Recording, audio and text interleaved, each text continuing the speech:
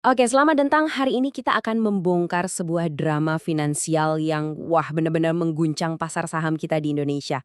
Ini tuh cerita tentang pertumbuhan yang kelihatannya bagus, tapi ternyata cuma semu. Ada juga soal ultimatum yang memaksa semua orang buat melek, dan yang paling penting, gimana sih caranya kita bisa bertahan di tengah badai kayak gini. Yuk kita langsung bedah sama-sama.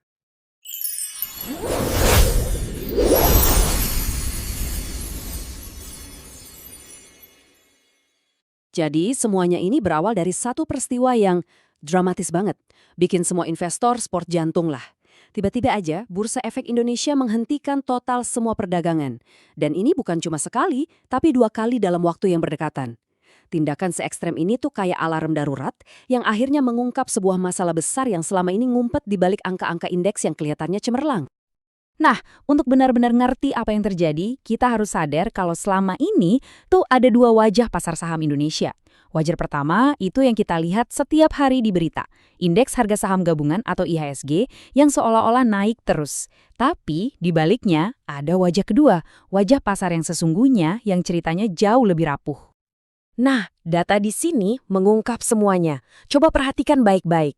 Selama 3 tahun, IHSG itu naiknya 33%. Keren banget kan kelihatannya? Tapi coba lihat apa yang terjadi kalau kita keluarin cuma 12 saham milik beberapa konglomerat besar. Pertumbuhannya langsung anjlok jadi 16%. Artinya apa? Hampir separuh dari kenaikan pasar itu cuma ditopang sama segelintir saham itu-itu aja. Kalau kita persempit lagi nih, lihat 1 tahun terakhir aja, perbedaannya makin gila. IHSG melesat 26%, sementara indeks LQ45 yang isinya saham-saham paling bagus dan paling kuat fundamentalnya malah cuma naik 5%. Ini anomali yang bahaya banget. Investor yang setia sama saham berkualitas justru ketinggalan jauh. Dan ini menciptakan tekanan besar buat mereka biar ikut-ikutan berjudi di saham yang lagi terbang tinggi. Nah, kelompok saham inilah yang kemudian dapat julukan penggerak pasar atau market movers. Ada seorang analis yang mengidentifikasi 21 saham dengan ciri-ciri yang mirip. Valuasinya udah nggak masuk akal. Bayangin aja, rasio harga dibanding labanya ada yang di atas 100 kali lipat. Tapi karena ukuran perusahaannya gede banget, mereka mampu menyeret seluruh indeks sendirian. Dan inilah puncaknya. Slide ini nunjukin gambaran yang paling jujur. Kalau kita keluarin ke 21 saham penggerak pasar itu, ternyata pertumbuhan IHSG selama 3 tahun itu cuma 7%. 7%. Ini bukti telak kalau rally besar yang dirayakan banyak orang itu pada dasarnya cuma ilusi yang diciptakan oleh segelintir saham.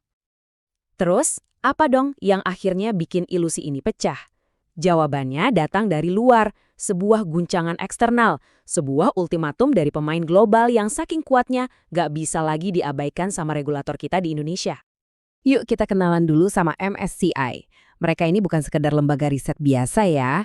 MSCI ini adalah pembuat indeks acuan yang dipakai sama manajer-manajer investasi raksasa di seluruh dunia.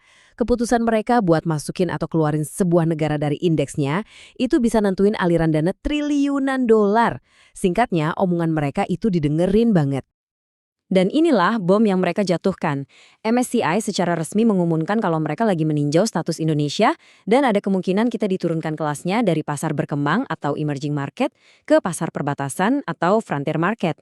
Ancaman inilah yang jadi biang kerok kepanikan massal sampai-sampai bursa harus dihentikan. Emang bedanya apa sih? Gini deh, status pasar berkembang itu menempatkan Indonesia di liga utama investasi global. Sementara, pasar perbatasan artinya kita disamain dengan negara seperti Bangladesh atau Burkina Faso. Ini bukan cuma soal gengsi ya, penurunan status ini bahkan memicu penjualan paksa aset-aset Indonesia secara masif, karena banyak dana global yang punya aturan dilarang investasi di frontier market. Ultimatum dari MSCI ini menempatkan Indonesia di posisi yang sulit banget. Ibaratnya, kita kayak lagi jalan di atas seutas tali finansial yang tipis banget dengan 2 skenario masa depan yang sangat berbeda di ujungnya dan gak ada jaring pengaman sama sekali di bawah. Jadi ada 2 pilihan di depan mata dan jujur aja dua-duanya pahit. Pilihan pertama, regulator cuek sama MSCI. Konsekuensinya, peringkat turun, modal asing kabur besar-besaran, dan semua investor tanpa terkecuali bakal rugi. Pilihan kedua, regulator nurut sama tuntutan transparansi MSCI. Status Indonesia aman, tapi kemungkinan besar saham-saham penggerak pasar yang selama ini nopang indeks bakal rontok parah. Skenario terburuknya ini bener-bener ngeri. Ini bukan lagi cuma soal investor saham. Penurunan peringkat itu bakal memicu efek domino. Dana asing keluar, saham-saham bagus yang nggak salah apa-apa ikut anjlok, biaya pinjaman untuk semua bisnis bakal naik, dan ujung-ujungnya dampaknya bakal terasa ke seluruh perekonomian.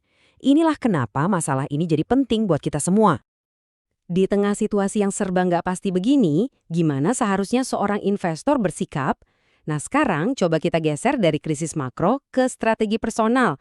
Kita lihat cara pikir seorang analis keuangan, Leon Hartono, dalam menghadapi badai ini. Filosofi investasinya itu terungkap dalam satu kalimat yang kuat banget ini.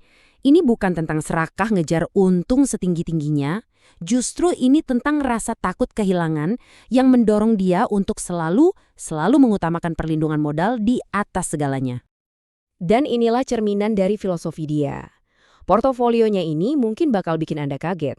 Lebih dari separuhnya ditempatkan di aset yang paling aman dan paling gampang dicairin, deposito dan reksadana pasar uang. Ini adalah benteng pertahanan utamanya. Benteng ini yang ngasih dia ketenangan dan amunisi buat ngambil risiko yang lebih terukur di aset lain, kayak saham atau bahkan kripto. Jadi, pelajaran utamanya adalah ini. Prinsip ini bukan sekedar teori. Inilah cara berpikir yang bisa melindungi kita dari ilusi pasar, seperti yang kita lihat di saham-saham penggerak pasar tadi. Ketika sebuah imbal hasil kelihatan terlalu bagus untuk jadi kenyataan, pertanyaan pertama yang harus kita ajukan itu bukan berapa untungnya, tapi apa risikonya. Nah ini yang membawa kita ke pertanyaan terakhir. Di tengah dunia yang penuh gejolak dan pasar yang bisa menciptakan ilusinya sendiri, apakah fokus untuk menjaga apa yang kita miliki bukan cuma sekedar ngejar apa yang bisa kita dapatkan, justru merupakan langkah yang paling cerdas? Sebuah renungan penting untuk perjalanan finansial kita semua.